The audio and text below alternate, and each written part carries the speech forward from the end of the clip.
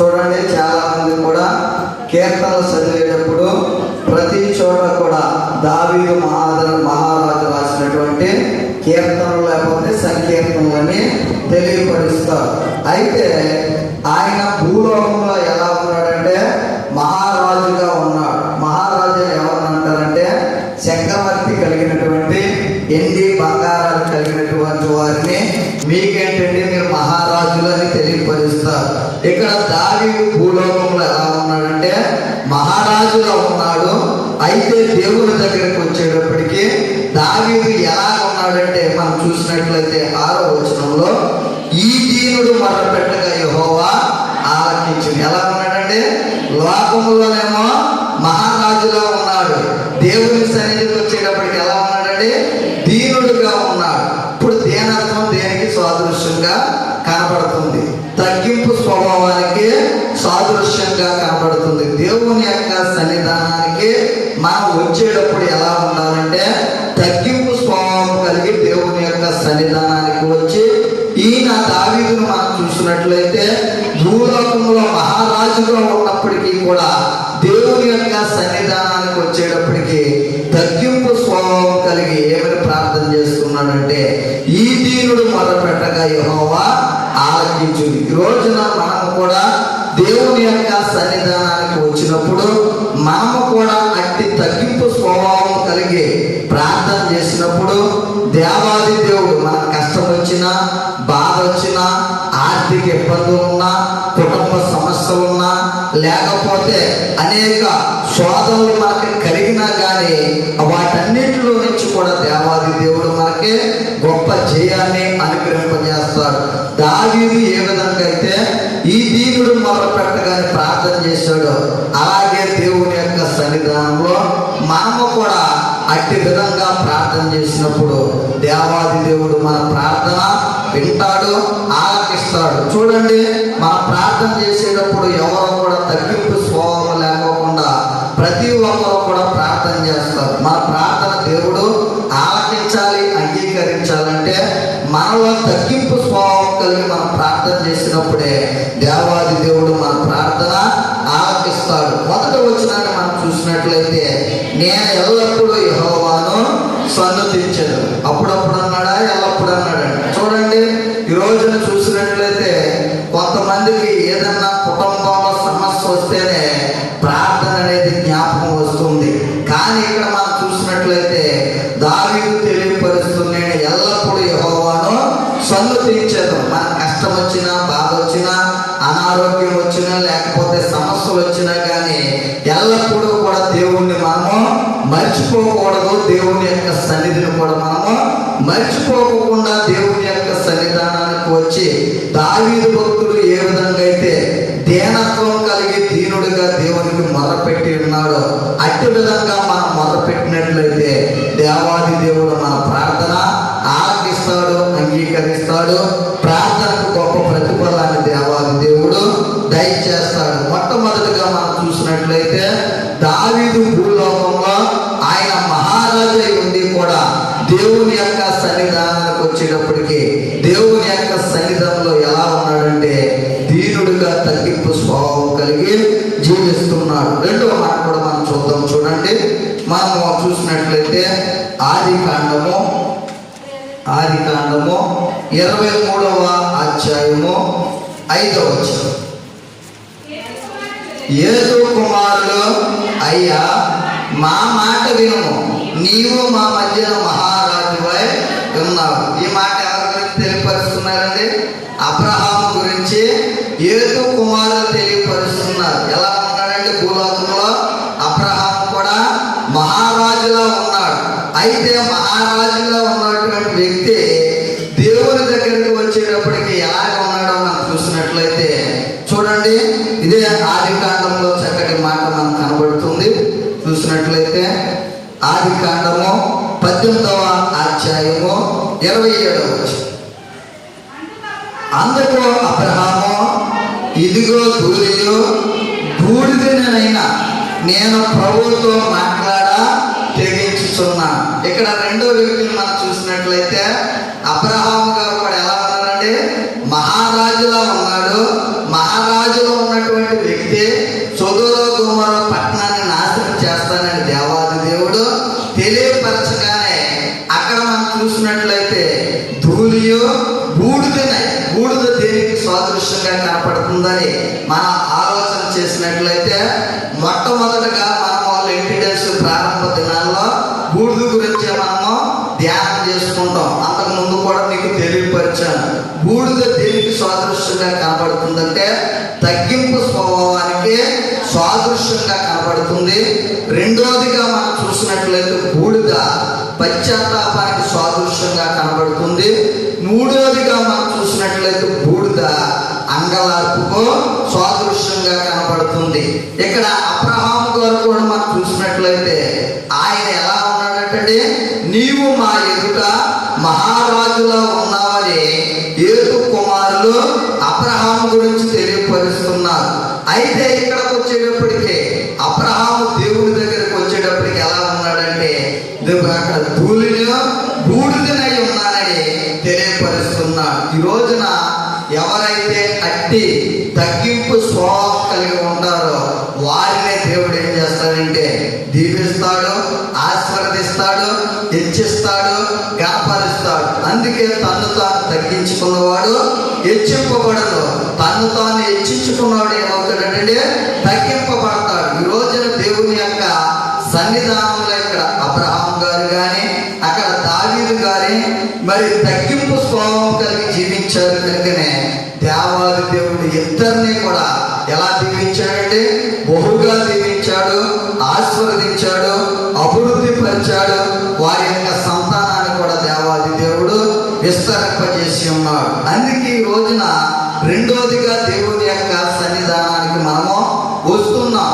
దేవునితో మాట్లాడా తెగించే అక్కడ మనం చూసినట్లయితే ఈ రోజున ప్రార్థన అంటే దేవునితోతే మాట్లాడటం. మనం ప్రార్థన చేసేటప్పుడు మనం ఏమని ప్రార్థన చేయాలంటే, మనం అక్కడ దావీదు తీరుడని ఏ విధంగా అయితే గుర్తు చేసుకున్నాడో అట్టి విధంగానే మనం కూడా గుర్తు చేసుకునే వారమై ఉన్నామని పరిశుద్ధ గ్రంథం మనకి తేటగా తెలియజేస్తుంది. చూడండి, లోకానుసారంగా మనం చూసినట్లయితే ఎవరైనా కొంచెం ఆస్తిపాస్తులు కలిగిన వారు, లేకపోతే ఎండి బంగారం ఉన్నవారు, మరి గ్రామంలో పేరు ప్రఖ్యాతులు గాంచిన వారిని మీకేంటంటే మహారాజులు మీకు అన్ని కూడా సమృద్ధిగా ఉన్నాయని తెలియపరుస్తున్నారు. అలాగే అబ్రహామును కూడా ఏడు కుమారులు ఏమని తెలియపరుస్తున్నారంటే, నీవు మా ఎదుట మహారాజుగా ఉన్నావని తెలియపరుస్తున్నారు. మహారాజుగా ఉన్నటువంటి వ్యక్తి దేవుని దగ్గరికి వచ్చేటప్పటికి ఎలాగ మారిపోయాడంటే తగ్గింపు స్వభావం కలిగి ప్రార్థన చేస్తున్నాడు. ఈ రోజున ఎవరైతే దేవుని యొక్క సన్నిధానంలో ప్రతి అవసరం కొరకు నిత్యము కూడా తగ్గింపు స్వభావం కలిగి ప్రార్థన చేస్తారో, దేవునికి మొదలు పెడతారో, వారి ప్రార్థన దేవాది దేవుడు ఆలకిస్తాడు, అంగీకరిస్తాడు. వారి ప్రార్థనకు దేవాది దేవుడు గొప్ప ప్రతిఫలాన్ని దేవుడు దయచేస్తాడు. అందుకే ఇక్కడ మనం చూసినట్లయితే అక్కడ ఎప్పుడూ కూడా మనము బూడిదనై ఉన్నామని మనం ఎప్పుడూ కూడా మర్చిపోకూడదని దేవుని యొక్క వాక్యం మనకి తెలియజేస్తుంది. చూడండి, సొదొమ గొమొర్రా పట్టణాన్ని దేవాది దేవుడు అగ్ని గంధకములతో కాల్చివేశాడు. కాల్చివేస్తే అక్కడ లోతుతో ఈ పట్టణం నుండి పారిపోమని దేవాది దేవుడు తెలియపరిచాడు. అయినా సరే వెళ్ళకోకుండా అక్కడే ఉన్నాడు. మరి అక్కడ ఇశ్రాయేలు దేశం వెళ్ళొచ్చిన వారు తెలియపరుస్తున్నారంటే దేవుని యొక్క సేవకులు ఆ యొక్క కాలిపోయినటువంటి బూడిద ఇప్పటికి కూడా ఏం చేస్తుందంటే వస్తూనే ఉంటుందంటండి. అందుకే ఈ రోజున మనం చూసినట్లయితే దేవుడు మనకి ఏదైతే చెప్పాడో దాని ప్రకారం మనము నడుచుకునే వారమై ఉన్నామని పరిశుద్ధ గ్రంథం మనకి తేటగా తెలియజేస్తుంది. మరొక మాట కూడా మనం చూద్దాం. చూడండి, మరొక భక్తుని కూడా మీకు చూపిస్తాను. యెషయా గ్రంథము 6వ అధ్యాయము చూడండి. యెషయా గ్రంథము 6వ అధ్యాయము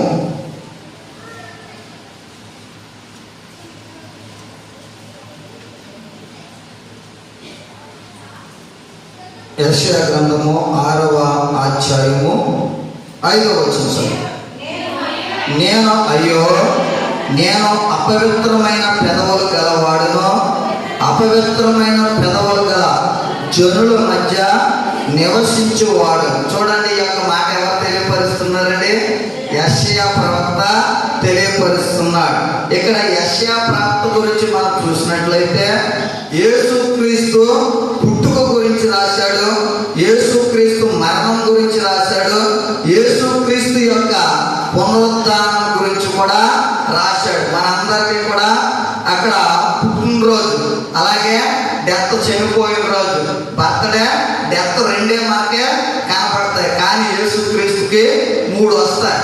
ఆయన పుట్టిన తేదీ, అలాగే చనిపోయిన తేదీ, తిరిగి లేచినటువంటి తేదీ, ఆ 3 గురించి కూడా ఎవరు రాశారండి? యెషయా ప్రవక్త రాశాడు. అయితే ఈయన దర్శనాలు చూస్తూ అక్కడ కెరూబులు, శరాపులు కూడా నిత్యము దేవుడిని ఏం చేస్తున్నారంటే పరిశుద్ధుడు పరిశుద్ధుడు పరిశుద్ధుడు అనే మానక నిత్యము కూడా ఏం చేస్తున్నారంటే కొనియాడుతున్నారు. అటువంటి దర్శనాన్ని చూసినటువంటి ఈ యొక్క యెషయా ప్రవక్త తెలియపరుస్తున్నాడు, అయ్యో నేను అపవిత్రమైనటువంటి పెదవుల గలవాడు. అయ్యో అని మనం ఎప్పుడేమో అంటామండి. అయ్యో అని ఎప్పుడు అంటాం? మన ఇంట్లో ఏదైనా హఠాత్తుది ఏదైనా జరిగితే అప్పుడు ఏం చేస్తామండి? అయ్యో అయ్యో అని ఏం చేస్తామంటే గుండెలు మనము బాదుకుంటాం. అలాగే ఇక్కడ యెషయా ప్రవక్త కూడా తెలియపరుస్తున్నాడు. చూడండి, మనం చూసినట్టు మరొకసారి, అయ్యో నేను అపవిత్రమైనటువంటి పెదవుల గలవాడు. చూడండి, మనం ఉదయం లేచిన మొదలుకొని సాయంత్రం వరకు కూడా మనము చూపు ద్వారా కానీ, మాట ద్వారా కానీ, ఏదో ఒక పాపం చెవి ద్వారా కానీ ఏదో ఒకటి మనము చూస్తూనే ఉంటాం. అందుకే ఇక్కడ యెషయా ప్రవక్త దేవుని యొక్క పుట్టుకను, దేవుని యొక్క మరణాన్ని, దేవుని యొక్క పునరుద్ధానాన్ని గురించి రాసినటువంటి ప్రవక్త ఏమని తెలియపరుస్తున్నాడంటే దేవుని యొక్క సన్నిధానంలో నేను అపవిత్రమైనటువంటి పెదవులు గలవాడు. ఈ రోజున చూడండి, చాలా మంది కూడా ఉదయం లేచి మొదలుకొని సాయంత్రం వరకు కూడా నేను అబద్ధం ఆడలేదని అన్నవారు ఎవరైనా చేయగలుగుతారు? నేను అబద్ధం ఆడలేదని అని అన్నారు. చూడండి, ఎవరెవరు ఏదో విధంగా ఏం చేస్తారంటే చిన్న అబద్ధం అన్నా ఆడతారు. చూడండి, పిల్లడు మనం మాట్లాడతాం, మన బూతు మాట ఆడకూడదు. ఆ కోపంలో మనం ఏం చేస్తాం? ఒరే గాడిద, ఆ మాట కూడా తప్పే కదా, ఆ మాట కూడా తప్పే కదా. అందుకే ఇక్కడ మనం చూసినట్లయితే యెషయా ప్రవక్త తెలియపరుస్తున్నాడు దేవుని యొక్క సన్నిధానంలో, అయ్యో నేను అపవిత్రమైనటువంటి పెదవులు గలవాడు. ఈ రోజున మన యొక్క పెదవుల కింద ఎంత మాత్రం కూడా అపవిత్రత అనేది ఉండకూడదని దేవుని యొక్క వాక్యం మనకు తెలియజేస్తుంది.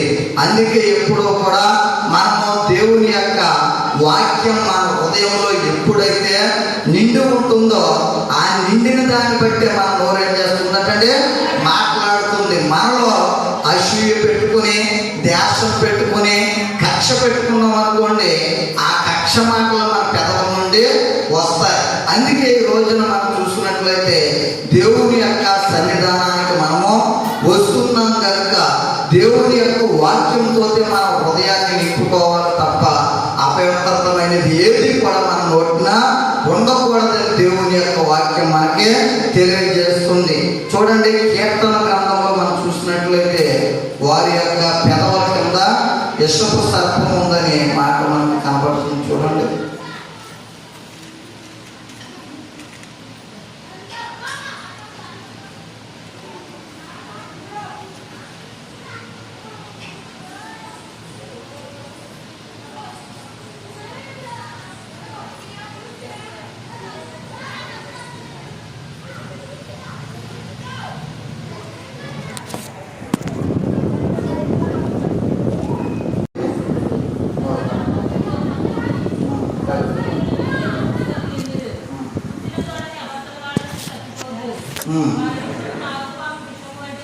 వారి విషము నాగుపాము విషం వంటిది.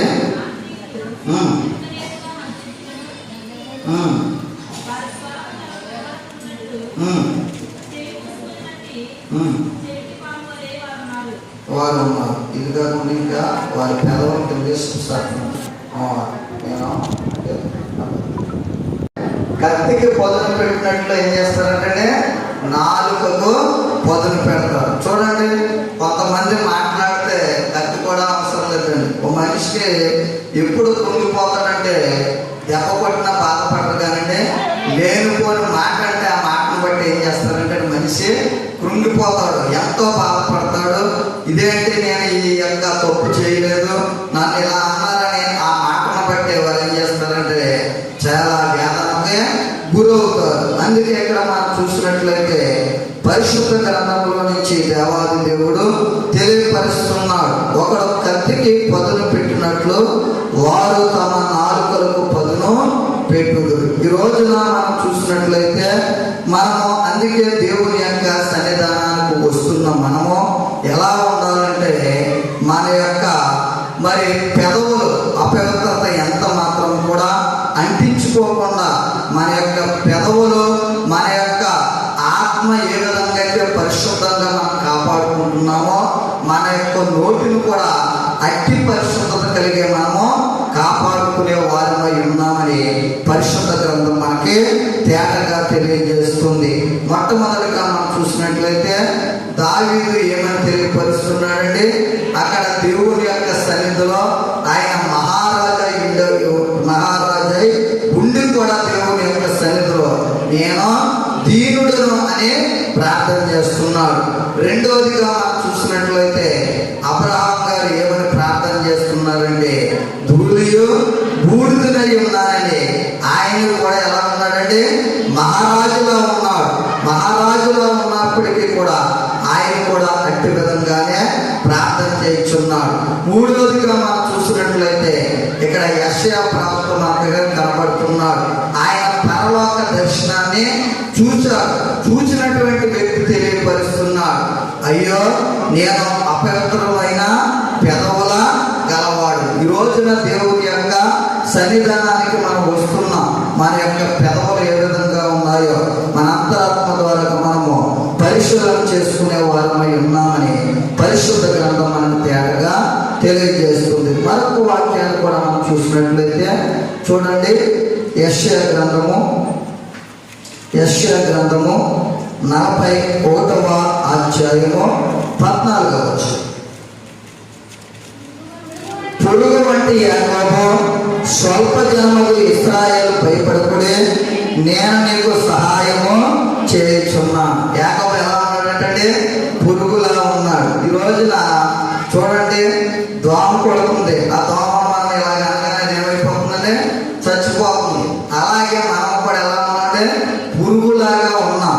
గ్రేట్ అలెగ్జాండర్ ఉన్నాడు, 29 రాజ్యాలను ఒంటి చేతితో జయించినటువంటి వ్యక్తి. చిన్న దోమ కొట్టి జ్వరం వచ్చి చనిపోయాడు. అందుకే ఇక్కడ మనం చూసినట్లయితే యాకోబు ఎలా కనపడుతున్నాడు, 4వదిగా మనం చూసినట్లయితే పురుగు. ఈ రోజున మనకి అనేకమైనటువంటి పురుగులు ఉన్నాయి. మానవ జీవితం కూడా అటువంటిదే. అందుకే దేవుని యొక్క సన్నిధానానికి వచ్చేటప్పుడు మనము జ్ఞానవంతులము, లేకపోతే తెలివి కలిగిన వారము, లేకపోతే బుద్ధి కలిగిన వారమని మనం ఎప్పుడూ కూడా గర్వించడానికి ఎంత మాత్రం కూడా లేదండి. దేవుని యొక్క సన్నిధానంలో ఎప్పుడూ కూడా తగ్గింపు స్వభావం కలిగి జీవించే వారమై ఉన్నామని పరిశుద్ధ గ్రంథం మనకి తేటగా తెలియజేస్తుంది. 4వదిగా చూసినట్లయితే సాక్షాత్తు దేవాది దేవుడు యాకోబు గురించి రాస్తున్నాడు. పురుగు వంటి యాకోబు స్వల్ప జనములు ఇశ్రాయేలు భయపడకుడి, నేను నీకు సహాయము చేయుచున్నాను అని యెహోవా సెలవిచ్చుచున్నాడు. నీ విమోచకుడు ఇశ్రాయేలు పరిశుద్ధ దేవుడు. యాకోబునే దేవాది దేవుడు పురుగుతో పోల్చాడు. ఓన్లీ నువ్వు నేను ఎంత మాత్రము ఒకసారి జ్ఞాపకం చేసుకునే వారమై ఉన్నామని పరిశుద్ధ గ్రంథం మనకు తేటగా తెలియజేస్తుంది. ఈ యొక్క మాటకి సందర్భానుసారంగా మనం చూసినట్లయితే చూడండి, కీర్తనల గ్రంథము 22వ అధ్యాయము 6వ వచనం. కీర్తనల గ్రంథము 22వ అధ్యాయము 6వ వచనం. నేను నరుడను కాను, నేను పురుగుని. ఏమంటున్నాడంటే దావీదు యొక్క కీర్తన ఎవరు రాశారంటే దావీదు చూడండి, నేను నరుడను కాను, కేవలం నేను పురుగుని. అంటే ఇక్కడ మనం చూసినట్లయితే, అందుకే ఈ రోజున మనము ఎలా ఉన్నాం ఒక్కసారి మన అంతరాత్మ ద్వారా మనము పరిశీలన చేసుకునే వారమై ఉన్నామని పరిశుద్ధ గ్రంథం తేటగా మనకి తెలియజేస్తుంది. దావీదు ఇక్కడ మనం చూస్తున్నట్లయితే మహారాజు ఉన్నప్పుడు కూడా అక్కడేమో వీరుడని ప్రార్థన చేశాడు.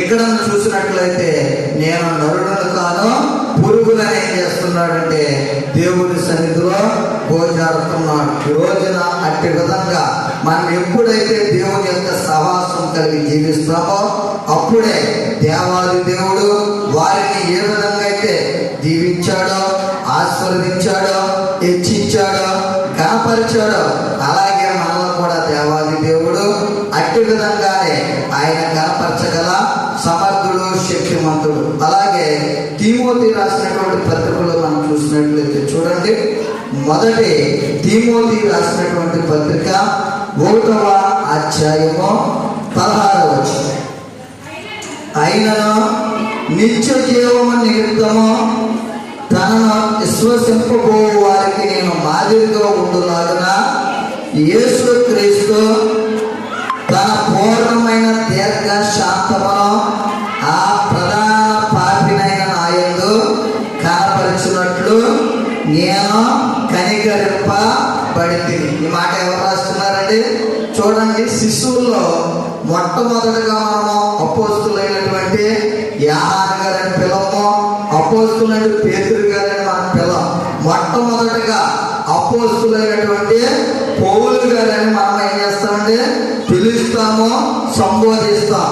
అటువంటి అపోలత్వం కలిగినటువంటి పౌలు గారు తెలియపరుస్తున్నారు, పాపుల్లో నేను ప్రధాన పాపిని. ఈ రోజున దేవుడి సన్నిధికి వచ్చి అయ్యా నేను పాపినని ఎవరైనా ప్రార్థన చేశారంటే ఈ రోజున చూడండి పౌలు గారు తెలియపరుస్తున్నారు. చూడండి, ఆయన 14 పత్రికలు పరిశుద్ధాత్మ ప్రేరణతో రాసినటువంటి వ్యక్తి, పరిశుద్ధాత్మతో నిత్యము కూడా మరి ఆయన సహవాసం చేసినటువంటి ఈ పౌలు గారు తెలియపరుస్తున్నారు. చూడండి, చక్కటి మాట మనకే కనపడుతుంది.